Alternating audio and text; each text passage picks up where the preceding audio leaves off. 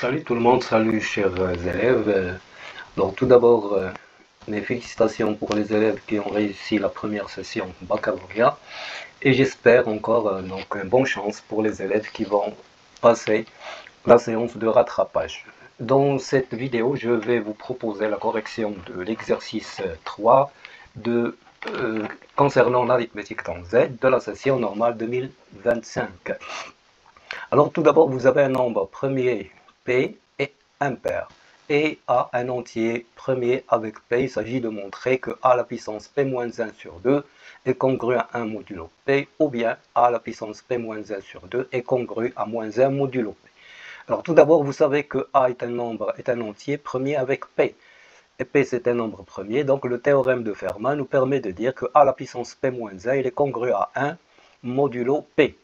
Ce qui est équivalent à dire que A à la puissance P-1 sur 2, donc P-1 sur 2 puisque P est impair, donc c'est un entier naturel, au carré est congru à 1 modulo P. Ce qui est encore équivalent, c'est une identité remarquable que A à la puissance P-1 sur 2 moins 1, facteur de A à la puissance P-1 sur 2 plus 1, cette relation elle est équivalente, ou bien elle est congrue à 0 modulo P. Et puisque P c'est un nombre premier, donc je peux dire que l'un des nombres est divisible par le nombre P. Autrement dit, A à la puissance P-1 sur 2, moins 1 sera congru à 0 modulo P, ou bien le A à la puissance P-1 sur 2 plus 1 est congru à 0 modulo P, puisque P c'est un nombre premier. Par suite, je peux dire que A à la puissance P-1 sur 2 est congru à 1 ou congru à moins 1 modulo P, ce qu'il fallait démontrer. La deuxième question, c'est de considérer l'équation ax carré équivalente bien est congrue à 1 modulo P, et considérant un x0 comme solution de cette équation. Montrer que le x0 à la puissance P-1 sera encore congru à 1 modulo P. Donc on a déjà A x0 au carré, puisque le x0 est solution, donc ce nombre est congru à 1 modulo P. Ce qui donne que l'existence d'un entier relatif K qui vérifie la relation AX carré à x0 au carré moins 1 est égal à kp. Autrement dit, vous avez, si vous décomposez la relation, ax0 fois x0, c'est le ax0 au carré, moins kp est égal à 1. D'après le théorème de Bézout, je peux dire que x0 et p sont deux nombres premiers entre eux. Et d'après le Fermat, vous pouvez dire que x0 à la puissance p-1 sera congru à 1 modulo p.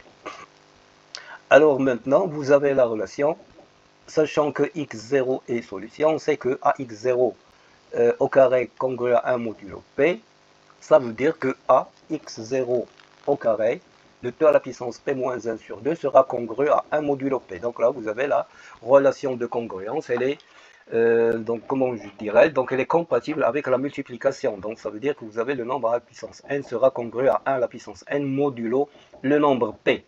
Alors si je décompose cette puissance, ça va vous donner a à la puissance p-1 sur 2 fois x0 au carré à la puissance p-1 sur 2 est congru à 1 modulo p. Ce qui est encore équivalent à a à la puissance p-1 sur 2 fois x0 à la puissance p-1 est congru à 1 modulo p. Donc là, vous avez le x0 au carré fois p-1 sur 2. Donc vous avez, c'est le x0 à la puissance p-1. Or, je sais que le x0 à la puissance p-1, il est congru à 1 modulo p. Ça veut dire encore que a à la puissance p-1 sur 2 est congru à 1 modulo p. Donc, ce qu'il fallait démontrer. Donc là, vous avez la relation devant vous. Alors, maintenant, la troisième question, soit n un entier naturel non nul. Montrer que si le nombre p divise le nombre 2 à la puissance n plus 1 moins 1, alors le 2 à la puissance p moins 1 sur 2 est congru à 1 modulo p. En effet, vous avez n un entier naturel non nul. Dire donc que le nombre p divise 2 à la puissance 2n plus 1 moins 1 revient à dire que le 2 à la puissance n 2n plus 1 moins 1 est congru à 0 modulo p. Autrement dit, si je décompose ma relation, je peux dire que 2 à la puissance n est solution de la relation de l'équation de x au carré est congru à 1 modulo p. Donc là, j'ai choisi le nombre 1. D'après la question précédente, vous avez le a à la puissance p-1 sur 2 sera congru à 1 modulo p. Autrement dit, vous avez la relation 2 à la puissance p-1 sur 2, il est congru à 1 modulo p. C'est d'après la question précédente. Alors déduire que l'équation E donnée par 11x plus 2 à la puissance 2n plus 1 moins 1 fois y égale à 1 admet au moins une solution dans z au carré. Alors ceci, ça veut dire que vous avez déjà 2 à la puissance 11. Donc là, c'est un cas particulier. Prenons le nombre premier PC, le nombre 11. Alors là, je peux dire que 2 à la puissance 11 moins 1 sur 2 moins 1, qui est égal au nombre 2 à la puissance 5 moins 1, est égal à 31. Alors ce nombre-là n'est pas congru à 0, n'est pas divisible par. Donc si je prends la relation, ce nombre n'est pas divisible par, donc ça veut dire d'après la contraposée de l'implication précédente. Alors si jamais le nombre 2 à la puissance 11 moins 1 sur 2 moins 1 est congru à 0 modulo P, je peux dire que ce nombre-là est divisible par, n'est pas congru à 0 modulo P, donc ce nombre n'est pas divisible. D'après la contraposée, je peux dire que ce nombre, s'il est si P divise ce nombre, alors forcément le deuxième nombre sera divisible, moins 1 sera divisible, ce qui n'est pas le cas. Donc le nombre par suite, je peux dire que 11 est un nombre premier avec 2 à la puissance 2n plus 1 moins 1 est égal à 1. Donc ça veut dire le PGDC est égal à 1. Alors puisque 11 est un nombre premier, donc je peux dire qu'il existe un couple x0, y0 dans z au carré qui va vérifier 11x 0 plus y0 est égal à 1. Donc deux nombres premiers d'après l'identité de Bezout ou bien le théorème de Bezout. Donc c'est-à-dire que vous avez x0, y0 est une solution de l'équation E. D'où cette équation admet au moins une solution dans Z. Alors considérant l'équation x carré plus 5x plus 2 congru à 0 modulo 11, alors c'est une équation F montrée qu'elle est équivalente à la relation. Donc si je commence par 2 multiplié par 2x plus 5 au carré congru à 1 modulo 11, je développe mon identité 2x plus 5 le tout au carré, et je multiplie par 2, j'obtiens 8x carré plus 40x plus 50 est congru à 1 modulo 11. Vous avez le nombre 40, elle est congrue à 7 modulo 11, et vous avez le nombre 50 est congru à 1 à 6 modulo 11. Donc vous avez 50 moins 6 c'est 44, est congru à 0 modulo 11, et vous avez 40 moins 7 c'est 33, il est congru à 0 modulo 11. D'où voilà, vous avez la relation qui va devenir 7. Alors 8x carré plus 7x plus 6 congru à 1 modulo 11. Alors là, je vais chercher l'inverse de 8 dans l'ensemble z sur 1z. Tout simplement, vous avez 7 fois 8, c'est 56. C'est un 55 plus 1. Autrement dit, le 7 est l'inverse de 8 dans z sur 1z. Pour cela, je multiplie par le nombre 7, les deux côtés, et j'ai toujours l'équivalence puisque 7 est inversible dans l'ensemble z sur 1z. 56x carré plus 49 plus x, 49x plus 42 congru à 7 modulo 11. Alors, cette relation, vous avez 56 est congru à 1 modulo 11 et 49 il est congru à 5 modulo 11.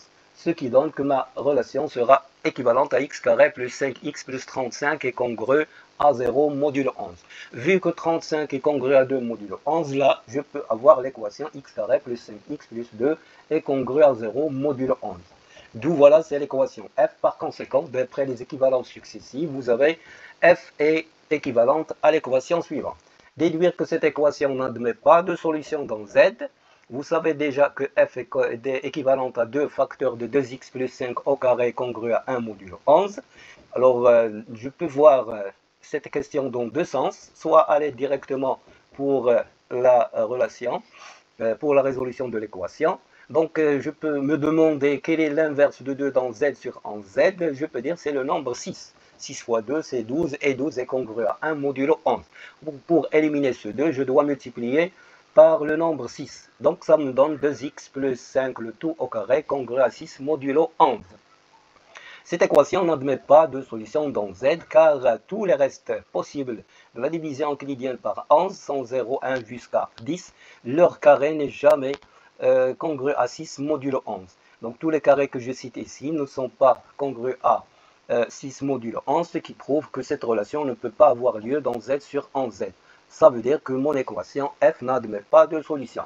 Alors, ou bien si je veux rester dans l'esprit de l'exercice, je peux raisonner autrement. Donc, supposons que cette équation admet une solution dans z, donc il existe un x0 qui vérifie cette équation. Alors, l'existence, ça veut dire encore que 2 facteurs de 2x0 plus 5 le tout au carré congru à 1 modulo 11.